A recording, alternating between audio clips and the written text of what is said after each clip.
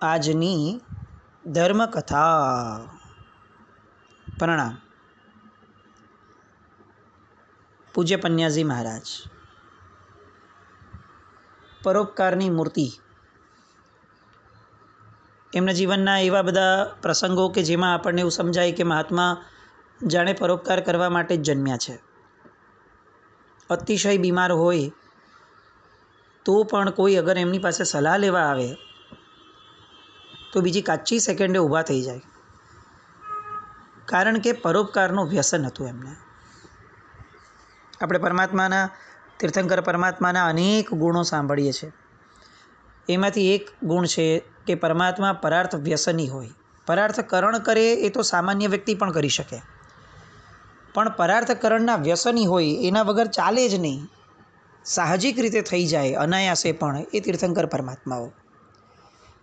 એવું વ્યસન એનો અંશ કેવો હોઈ શકે? પરમાત્મા તો બહુ ઊંચું તત્વ થયું, પણ એમનો અંશ કેવો હોઈ શકે એની ઝાંખી આપણને આ ભરત ક્ષેત્રમાં જોવા મળી પૂજ્ય પન્યાજી મહારાજના જીવન દ્વારા.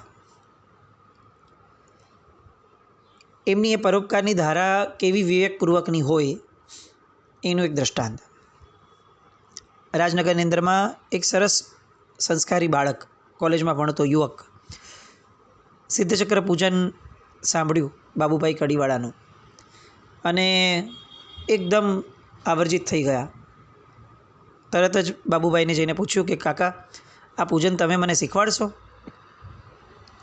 એટલે બાબુભાઈએ કીધું કે હું એમ તને ન શીખવાડી શકું, મને જેણે શીખવાડ્યું છે એની રજા લઈને જ તને શીખવાડી શકું, બાકી ન શીખવાડી શકું.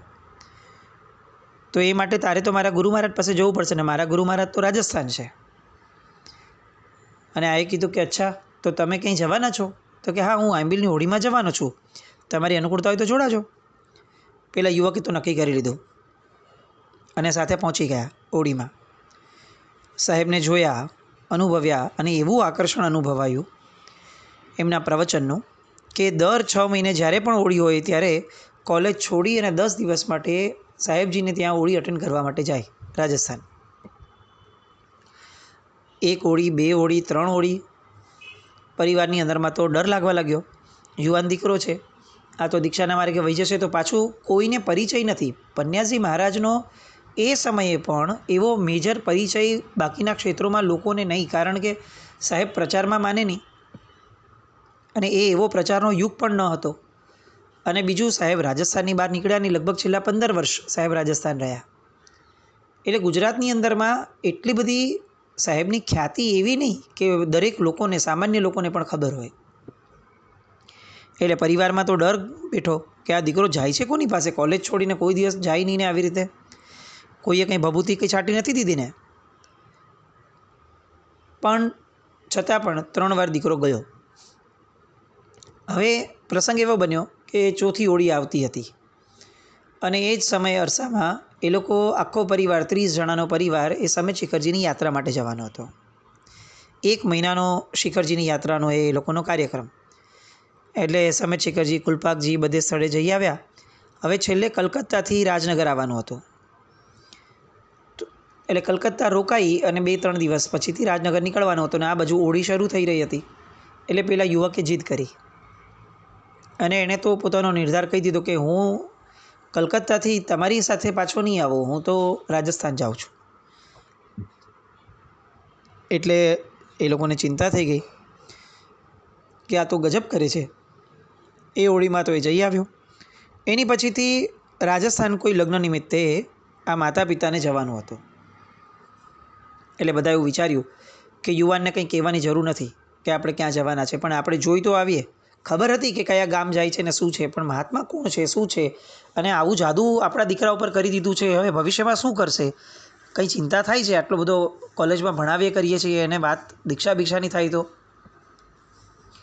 એટલે તરત જ એ લોકો પોતાના દીકરાને કીધા વગર જોધપુર જે લગ્નમાં ગયા હતા ત્યાંથી સીધું સાહેબ જ્યાં હતા ત્યાં ગોતતા સાહેબ પાસે ગયા. જેવા ઉપાશ્રયના ઓરડામાં એન્ટર થાય છે એટલે આખું ને આખું જાણે આભા મંડળ એ લોકોને એકદમ વિસ્મિત કરી દેવું લાગ્યું. સાહેબ પાટ ઉપર બંધ આંખે ધ્યાનમાં બિરાજમાન હતા. બીજા બધા મહાત્માઓ સ્વાધ્યાયમાં રત હતા. એટલે આ એક જે દ્રશ્ય જોયું બધાનું જ એકદમ સૌમ્ય અને શાંતિપૂર્વકનું, એમાં જ અડધો તો એમનો ક્રોધ કે આશંકા હતી એ બધું ઠંડુ પડી ગયું. અને એવામાં સાહેબે આંખ ખોલી. આ લોકો સામે જ બેઠા હતા. એમના પિતાએ, યુવાનના પિતાએ ખાલી સિમ્પલી એવું કહ્યું કે સાહેબ, છેલ્લા 3 વર્ષ 4 વર્ષથી જે કોલેજ, પરિવાર, યાત્રા વગેરે છોડીને જે આવે છે એના અમે માતા પિતા અને નાના નાની છીએ. આટલું જ બોલ્યા હશે. પછી બહુ વાત શું કરવી એ ખ્યાલ ન આવ્યો એટલે ચૂપ રહ્યા. પણ એ શાંતિને તરત તોડી અને પૂજ્ય પન્યાજી મહારાજે સૌથી પહેલો જ શબ્દ કહ્યો, હું તમારા દીકરાને દીક્ષા આપવાનો નથી. અને બધાના મનની અંદરમાં ભયનો જે ઓથાર હતો એ એકદમ દૂર થઈ ગયો. સૌથી પહેલું જ વાક્ય, જાણે આપણા મનની વાત સાહેબ કળી ગયા હોય એવી રીતે. અને પછીથી તો સાહેબનું વાત્સલ્યમાં જે રીતે એ લોકો ભીંજાયા, ત્યાં રોકાઈ ગયા. ત્યાં રોકાયા એટલું જ નહીં, સાહેબથી એટલા બધા પોતે પ્રભાવિત થયા કે સાહેબજી પાસેથી એમણે નવકાર મંત્રની આરાધના લીધી અને આરાધના લઈને પાછા આવ્યા. દીકરાને તો કંઈ ખબર જ નથી. અને ઘરે આવીને દીકરાને કહે છે કે દીકરા, તારા ગુરુ મહારાજ તો ખરેખર અલખના ઓટલે બેઠેલા દિવ્ય આત્મા છે. એમની આંખોમાં જીવંત મૈત્રી ભાવ છે. જે દિવસે એ લોકો આવ્યા, સાંજે 7, 7:30 વાગ્યાથી એમણે એમના દીકરાને જણાવવાનું, વાત કરવાનું શરૂ કર્યું. તે રાત્રના 3 વાગ્યા સુધી એ લોકોએ પોતે જે 3-4 દિવસ રોકાયા એના અનુભવોની વાતો માંડી. સાહેબ એવા વિચક્ષણ હતા કે જ્ઞાન સાથેનો જે વિનય અને વિવેક એ આપતા લોકોને એ બહુ જ અચંબિત કરી દેતા. જ્ઞાન બધેથી મળતું, ઘણી જગ્યાએથી મળે છે, પણ સાહેબની એક વિશેષતા એ હતી કે તે જ્ઞાન સાથે પેલા વિવેક પણ આપતા. સાહેબે બહુ સરસ રીતે એમના મમ્મી પપ્પાને કેટલાક વાક્યો કીધેલા હતા. સ્વીકૃતિને જ આપણે અગર આપણી પ્રકૃતિ બનાવી દઈએ તો કર્મ રાજા એક પણ વિકૃતિ પકડી જ ન શકે.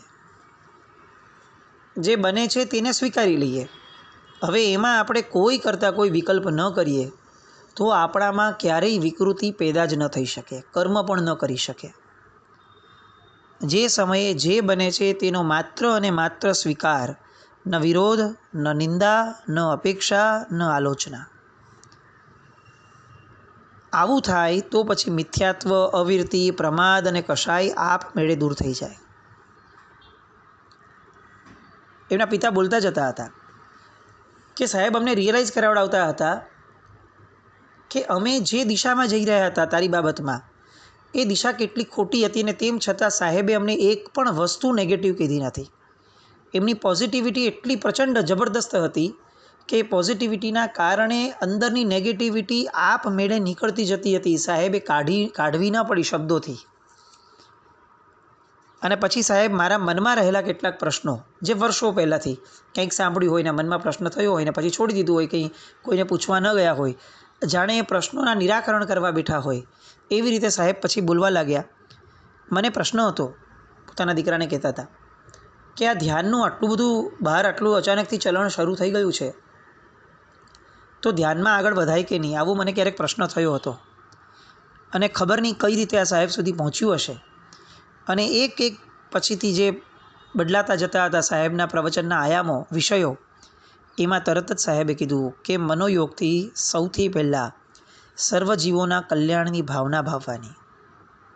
એમણે સ્ટેપ બાય સ્ટેપ મને સમજાવ્યું કે સૌથી પહેલાં તો સર્વજીવોના કલ્યાણની ભાવના, પછીથી વચનથી દેવગુરુની સ્તુતિ શરૂ કરવાની, પછીથી કાયાથી પરોપકારની પ્રવૃત્તિઓ શરૂ કરવાની, અને એ થઈ જાય એટલે ધીરે ધીરે જે સ્તર આગળ વધે એનાથી શાસ્ત્રો ભણી અને પ્રભુજીના આલંબને ધ્યાન શરૂ કરવાનું. જો ધ્યાનમાં આત્મા ક્ષણવાર પણ પરમેષ્ઠિમય બની જાય તો એમાં એટલું બધું સામર્થ્ય છે કે મોક્ષ માર્ગમાં જે વિઘ્નભૂત કર્મો છે એનો ક્ષય થઈ જાય. જેમ શરીરને સ્વચ્છ રાખવા માટે નિરતિચાર સંયમ જરૂરી છે, તેમ મનને સ્વચ્છ રાખવા માટે નિર્મળ ધ્યાન હોવું જોઈએ. આવું કરવાથી આત્મવિકાસની અંદરમાં વેગ આવે છે. પેલા ભાઈને આ બધા વાક્યો શીરાની જેમ ગળે ઉતરતા ગયા, કારણ કે એટલું સ્ટેપ બાય સ્ટેપ માર્ગદર્શન હતું. પ્રશ્ન થતો હતો કે ધ્યાનના માર્ગમાં વહી જવું કે શું કરવું, અને આ એક જવાબે એમની બધી જ ગાંઠો ઉકેલી દીધી હતી. સાહેબજી જ્યારે વરસે ત્યારે અનરાધાર હોય. એ હંમેશા પોતાના શિષ્યો માટે પણ એ એક ધ્યાન હંમેશા રાખતા કે ગમે તેમ કરીને શ્રમણોનું ધ્યાન આત્મા સિવાયની બીજી એક પણ વસ્તુ અથવા વ્યક્તિ અથવા પરિસ્થિતિ ઉપર ન જવું જોઈએ. જો જતું હોય તો વાંચના દ્વારા ઇનડિરેક્ટલી સાહેબ દરેક વસ્તુઓને એ શિષ્યો સુધી પહોંચાડતા, વ્યક્તિગત શિષ્યોને પણ પહોંચાડતા.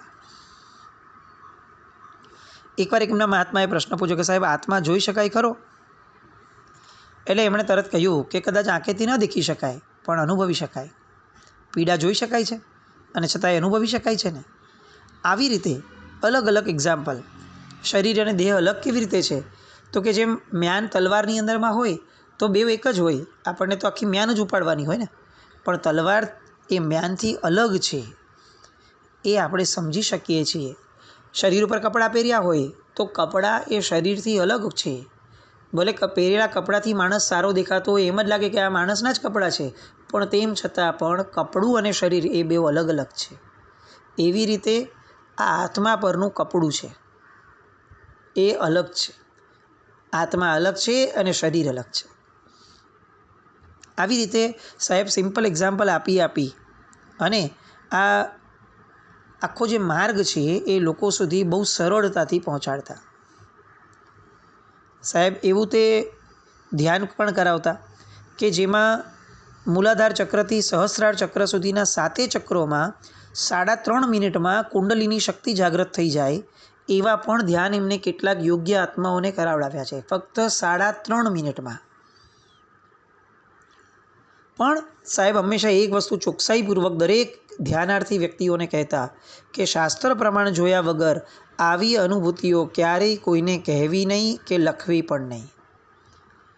વર્ષોની આરાધના પછી મંજિલ દેખાવા માંડે પણ નજીક આવતી ન લાગે ત્યારે પણ શાસ્ત્ર સાથે અનુસંધાન રાખી અને પછીથી જ એમના પ્રત્યેનો આદર બહુમાન રાખી અને વાવણી કરતા રહેવી તો જ માર્ગના વિઘ્નો ટળે. એકવાર એક મહાત્મા એમને પૂછ્યું કે સાહેબ આટલી બધી આરાધના અને બધું આપ કરો છો, અમને પણ કરવા માટેની પ્રેરણા કરો છો, સાહેબ આ બધાનું લક્ષ્ય શું, સંકલ્પ શું કરવાનો, આત્મહિતનો? તો સાહેબે તરત કીધું કે જુઓ, રોજ આરાધના વખતે એક સંકલ્પ અચૂક કરવો. શું? તો કે મારી આરાધનાથી એકઠું થતું જતું પુણ્યબળ એ 21,000 વર્ષ સુધી મારા પ્રભુએ જે બતાવેલો મોક્ષ માર્ગ છે એના જે સાર્થવાહો છે, એને જે વહન કરવાના છે એ બધાને હું સમર્પિત કરું છું. આ મારું પુણ્ય મારા હાથેથી વપરાશે તો ગેરમાર્ગે જશે, પણ મારું પુણ્ય પરમાત્માએ કીધેલા સાર્થવાહોના હાથે જશે તો એ જગત કલ્યાણ માટે બહુ સુંદર રીતે વપરાશે. એ જ સંઘ અને શાસન માટે આત્મપ્રીતિકર બની રહેશે અને એના કારણે જ ભવી જીવો શીઘ્ર મોક્ષ પામશે. એટલે આપણા પુણ્યનો શ્રેષ્ઠ વપરાશ કયો? તો કે 21,000 વર્ષ સુધી પરમાત્માનું શાસન, પરમાત્માએ જે રીતે કહ્યું છે તે રીતે જે વહન કરવાના છે તે સાર્થવાહોને આપણું પુણ્ય સમર્પિત કરવું, તે આપણા પુણ્યની ખરી સાફલ્યતા છે.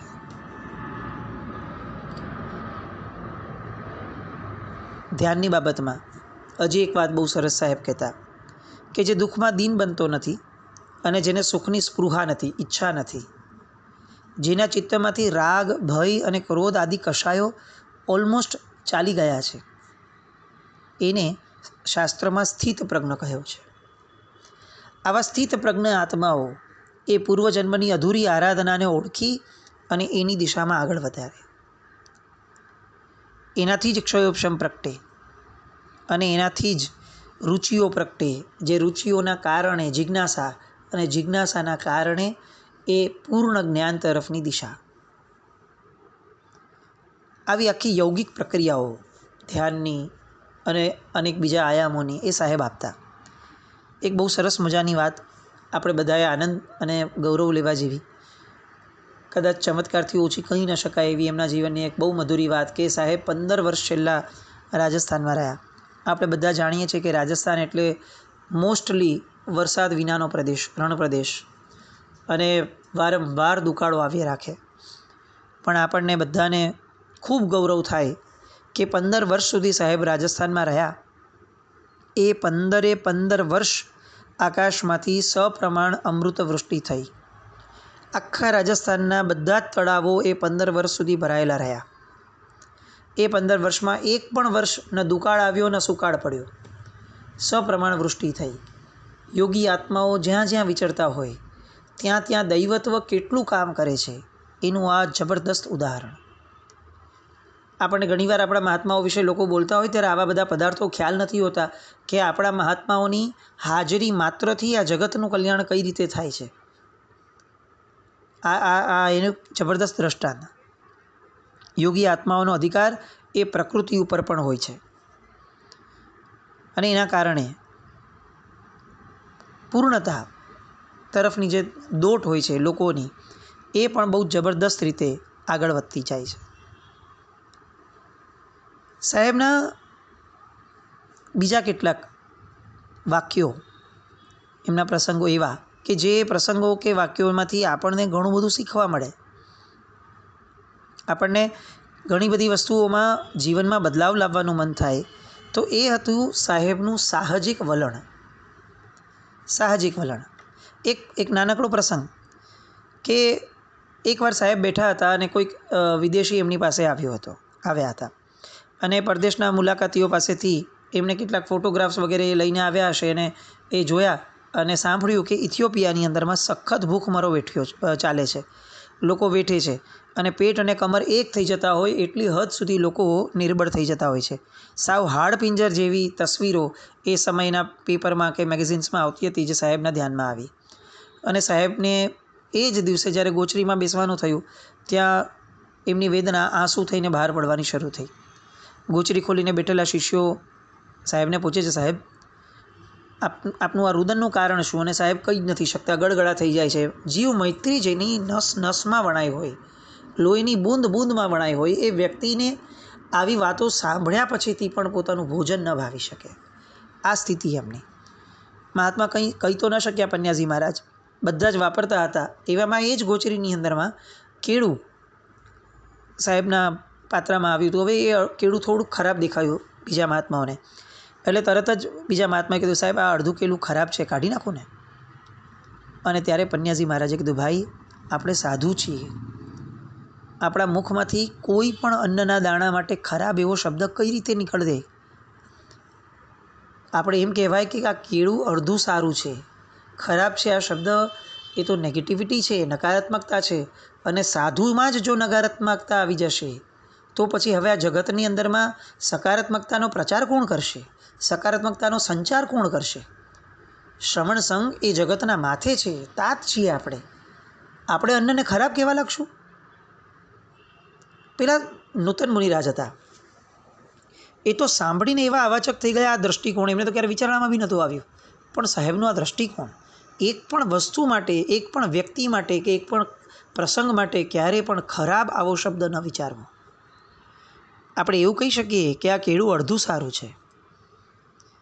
એ ભાઈને, એ મહાત્માને એ તો સમજાઈ ગયું, પણ પછી સાહેબે તરત જ એ કેળું હાથમાં લીધું અને પોતાના મોઢામાં મૂકી દીધું. અને પછી બોલ્યા કે દુનિયામાં પ્રવર્તી રહેલો ભૂખમરો એ આપણા કાળજામાં તિરાડ પાડે છે.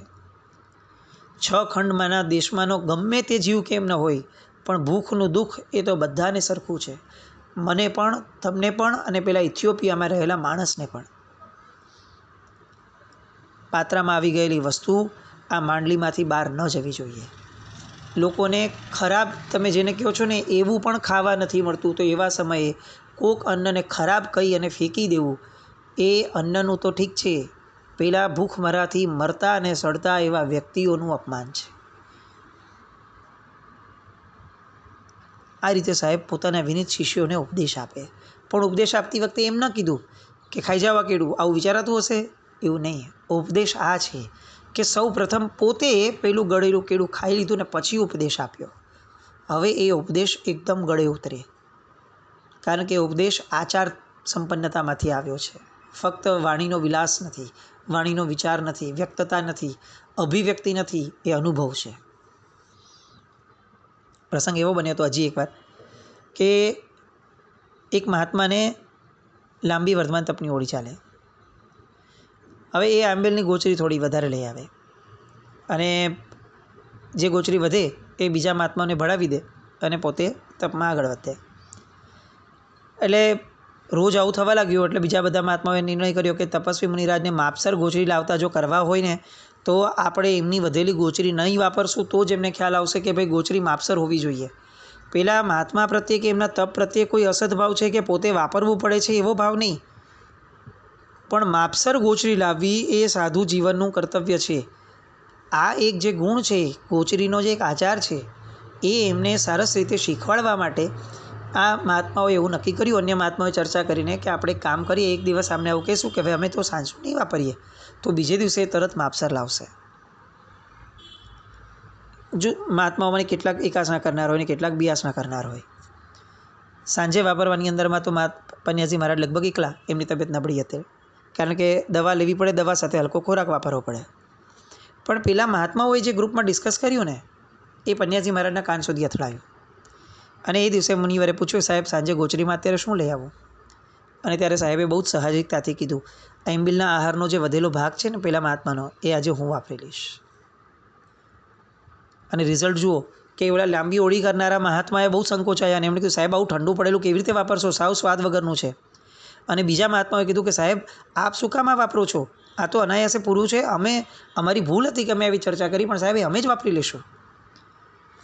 પણ સાહેબે બહુ જ પ્રેમથી બધા મહાત્માઓને કીધું કે સંસારી અવસ્થામાં સહેજ પણ જો ધર્માદાની ચીજ ખવાઈ જાય ને તો સંસારી વ્યક્તિને, એ ગૃહસ્થને બહુ જ તકલીફ થતી. કોઈ પણ ગૃહસ્થને તકલીફ થાય તો આપણે અત્યારે જે ગૃહસ્થો પાસેથી લઈએ છીએ ભક્તિપૂર્વક એની, એ આપણા જ્ઞાન દર્શનને ચારિત્રને જોઈને ભક્તિ કરે છે, આપણા પ્રમાદને જોઈને નહીં. તો આપણે આવો પ્રમાદ ન કરાય, ન વધારે લવાય, ન કોઈનું વધ્યું હોય તો વાપરવાની ના પડાય. બંનેઓને સમજાવી અને પોતે અચૂક એ દિવસે એમણે જીદથી પણ પોતે ગોચરી વાપરી. આવો હિતોપદેશ જેમના જીવનમાં હતો આચાર સહિતનો. એવા પન્યાજી મહારાજની બીજી અનેક વાતો ફરીથી કરવા આવતીકાલે મળીએ. જીન આજ્ઞા વિરુદ્ધ કંઈ પણ બોલાય તો મિચ્છામિ દુક્કડમ. જૈનમ જયતિ શાસનમ.